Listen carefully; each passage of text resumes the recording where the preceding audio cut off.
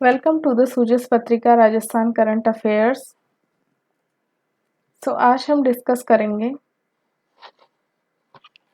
जो सूजस अप्रैल की जो महत्वपूर्ण जो अपडेट्स दिए गए हैं उनके बारे में हम चर्चा करेंगे।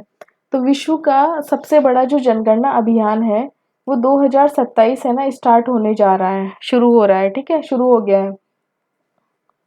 जनगणना 2027 के प्रथम चरण में फर्स्ट फेज में क्या होएगा कि है ना, मकान का सूचीकरण व मकानों की गणना करी जाएगी। और ये ना प्रारंभिक चरण है ना, स्वगणना का 8 राज्यों में और यूटीज में ना स्टार्ट हो चुका है। ठीक है, अब इससे रिलेटेड जो इम्पोर्टेंट अपडेट क्या है कि जो डिजिटल है ना टूल किट कौन कौन सा होगा, जनगणना 2024 का जो डिजिटल टूल किट होगा वो कौन कौन सा है। तो HLBC वेब एप्लीकेशन है जिसमें कि है ना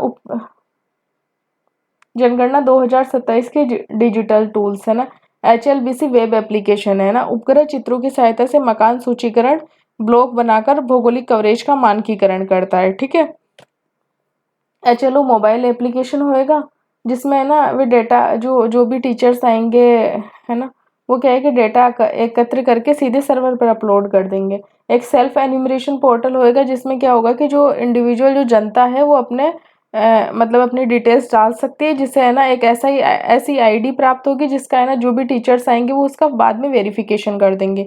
एक होगा CMMS पोर्टल होएगा, जनगणना की योजना प्रबंधन और निगरानी के लिए केंद्रीकृत रियल टाइम डैशबोर्ड एक प्लेटफॉर्म होएगा। ठीक है, अब इसके शुभंकर क्या क्या है। तो शुभंकर है प्रगति, तो एक महिला प्रगणक है, और है विकास है एक जो पुरुष प्रगणक है। प्रगणक मतलब जो जनगणना करने आएंगे। जनगणना 2027 के शुभंकर है प्रगति और विकास है के कौन मैत्रीपूर्ण है ना और सहज प्रतीक के रूप में प्रस्तुत किया गया है।